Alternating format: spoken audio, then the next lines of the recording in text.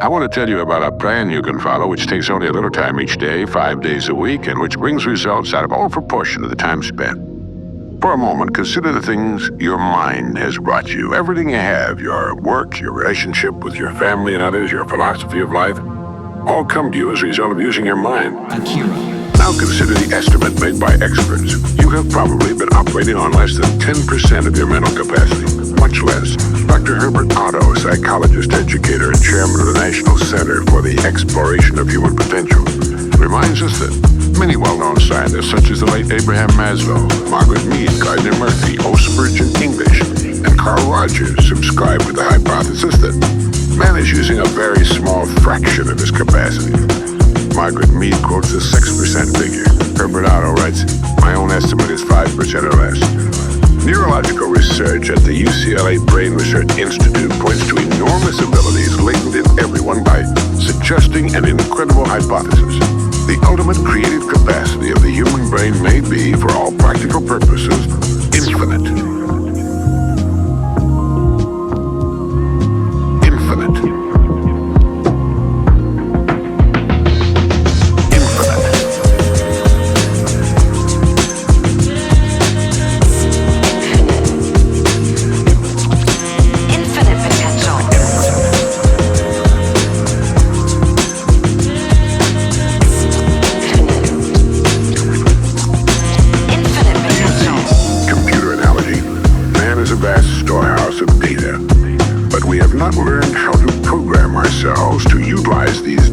Problem-solving purposes. Yefremov, the eminent Soviet scholar and writer, says man under average conditions of work and life uses only a small part of his thinking equipment. If he were able to force our brain to work at only half its capacity, we could, without any difficulty whatever, learn 40 languages, memorize the large Soviet encyclopedia from cover to cover, and complete the required courses of dozens of colleges. Now, this statement is hardly an exaggeration. It is the generally accepted theoretical view of man's mental potentialities. Infinite.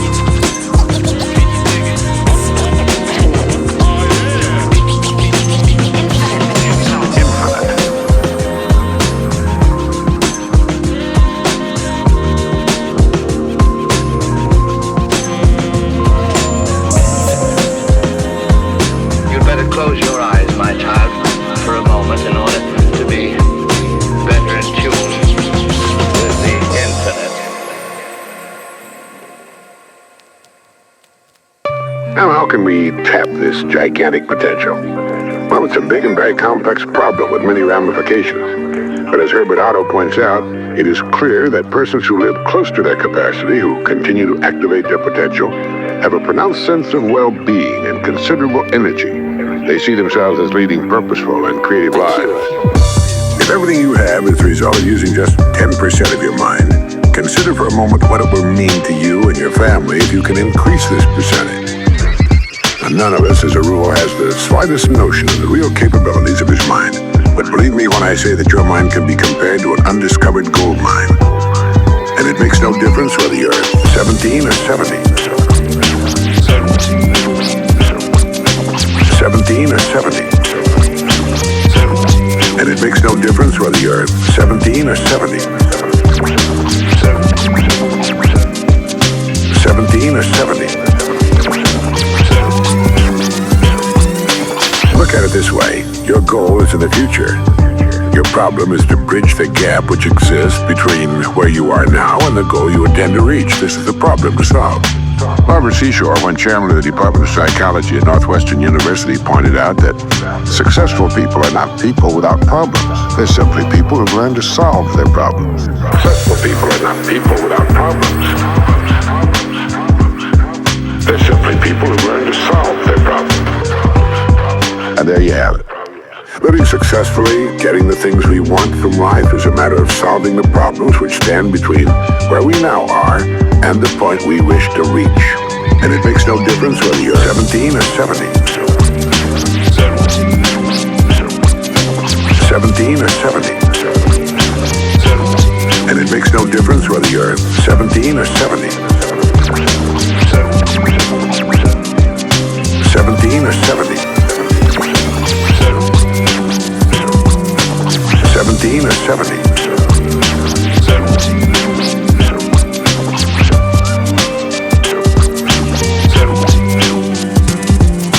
17 or 70. 17 or 70.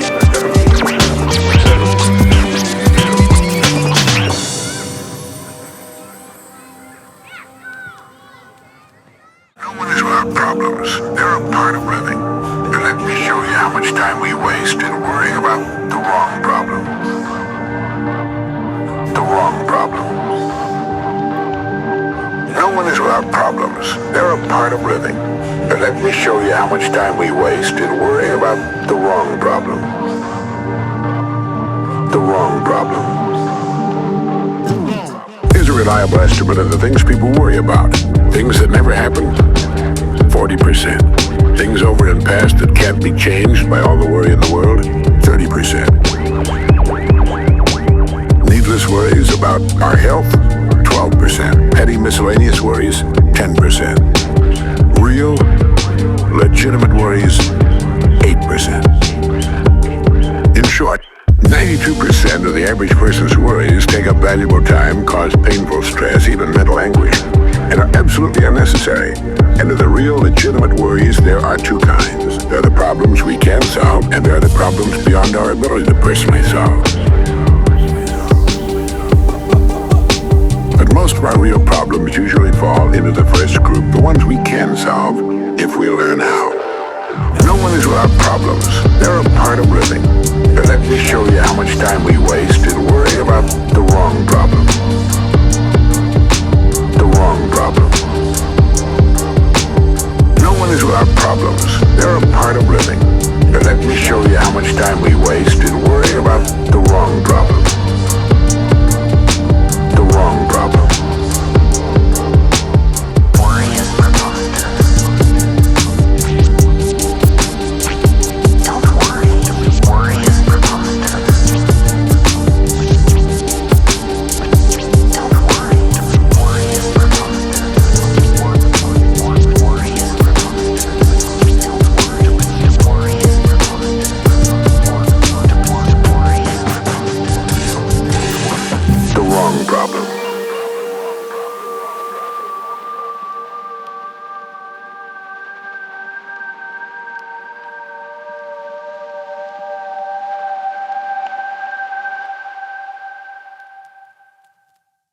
Now I'm going to assume you've decided upon a goal. Your problem is, how do I achieve it? Your goal may be a promotion, a greater income, a beautiful home. It makes little difference what your goal happens to be. But you have your goal, and you know that you will become and you will achieve what you think about. That is, if you stay with it, you will reach your goal. But how? Well, it's right here that your mind comes into play. What is your mind? No one knows for sure. Perhaps the best way to describe it is to quote Pulitzer Prize-winning playwright Archibald MacLeish. In his play, The Secret of Freedom, a character says, the only thing about a man that is a man is his mind. Everything else you can find in a pig or a horse. The only thing about a man that is a man is his mind. Everything else you can find in a pig or a horse. That's uncomfortably true. The human mind is the one thing that separates us from the rest of the creatures on Earth. Anything that comes to us in the future will almost certainly come to us as a result of the extent to which we use our minds. And yet it's the last place on Earth the average person will turn to for help. The only thing about a man that is a man is his mind. Everything else you can find in a pig or a horse. The only thing about a man that is a man is his mind. Everything else you can find in a pig or a horse.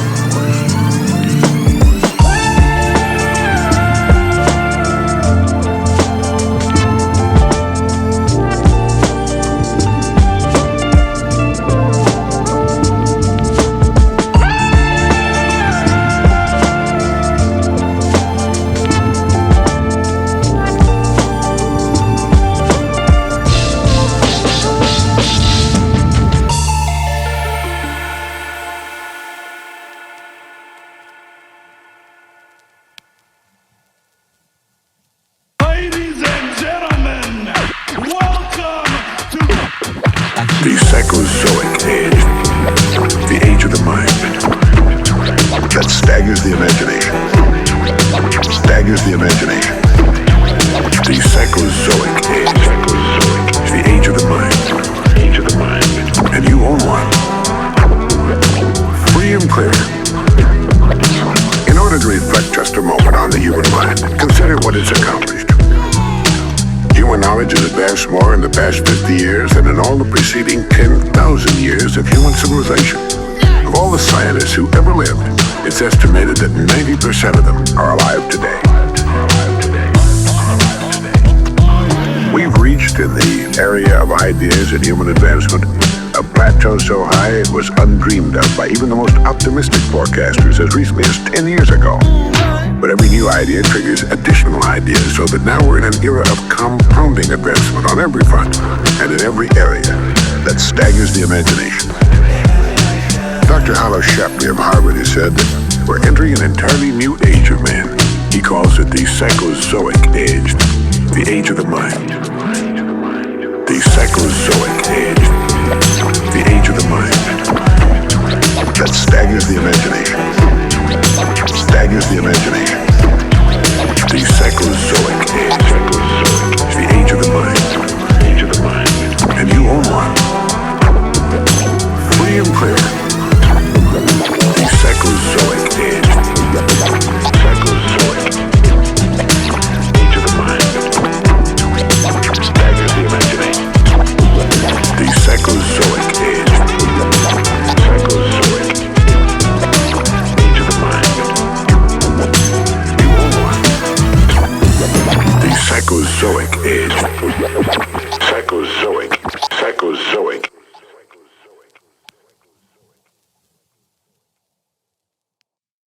Now let's look at a few facts. Now, the average working person has at his disposal an enormous amount of free time.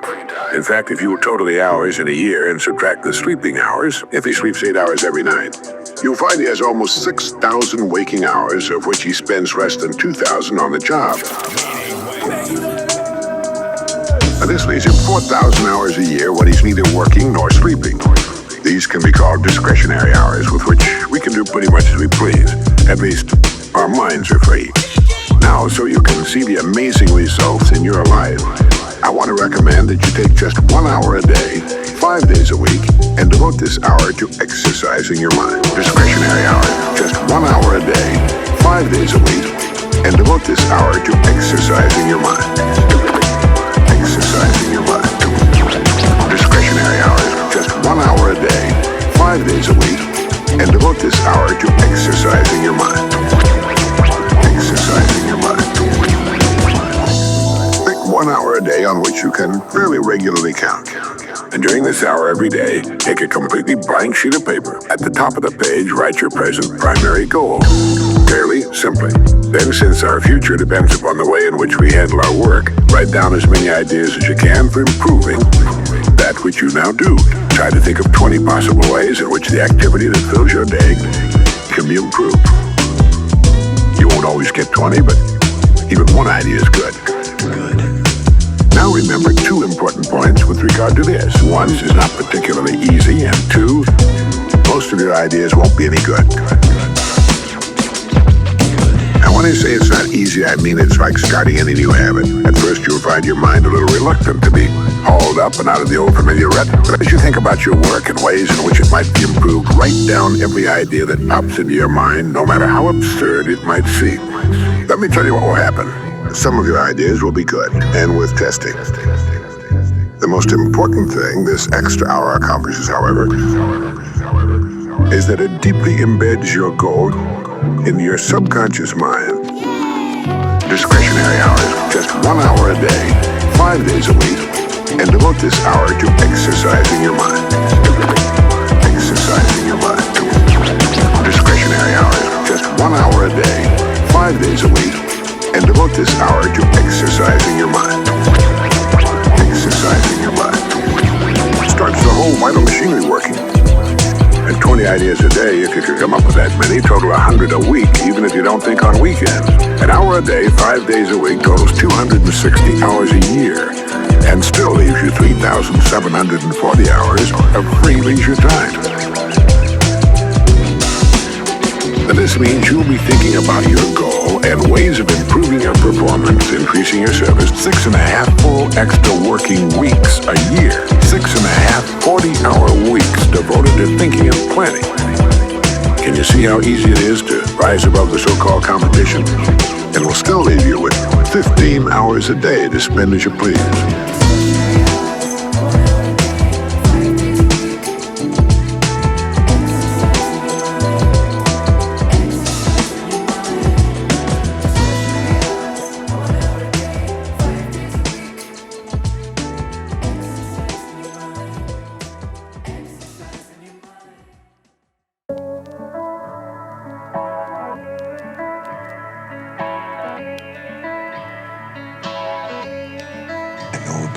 Starting each day thinking, you'll find that your mind will continue to work all day long. You'll find that at odd moments, when you least expect it, really great ideas will begin to pop into your mind. And when they do, write them down as soon as you can.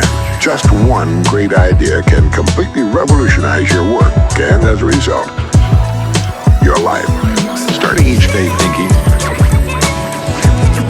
Starting each day thinking. Starting each day thinking.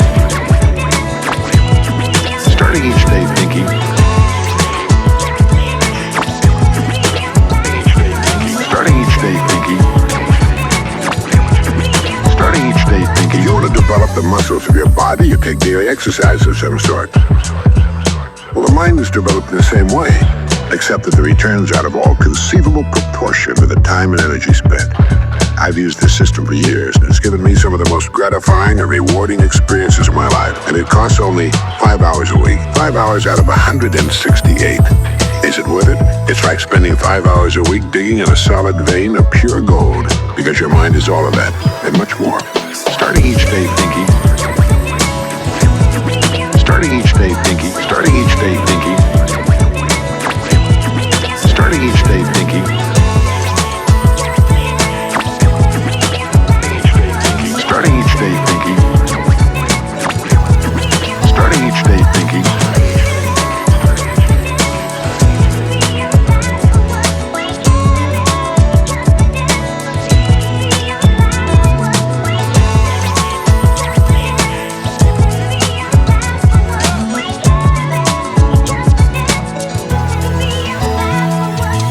Each time you write your goal at the top of the sheet of paper, don't worry or become concerned about it.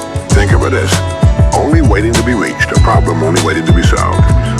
Face it with faith and bend all the great powers of your mind toward solving it. And believe me, solve it. You will.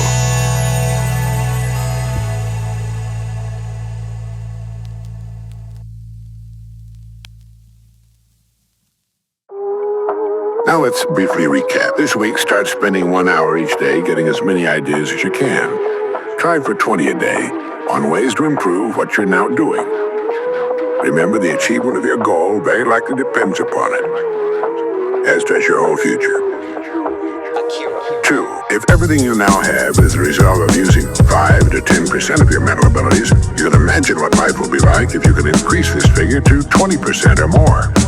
3, successful people are not people without problems. They're simply people who've learned to solve their problems.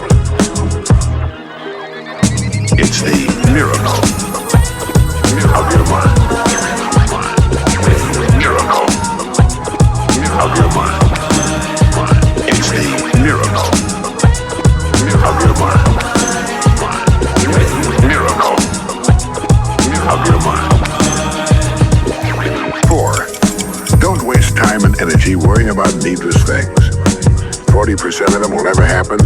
90% have already happened and can't be changed. 12% are needless worries about our health. 10% are petty miscellaneous worries. And only 8% are real. Try to separate the real from the unnecessary and solve those which are within your ability to solve.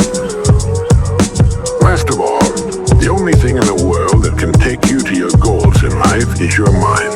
Its effective use and following through on the good ideas that surprise you. Each of us has a tendency to underestimate his or her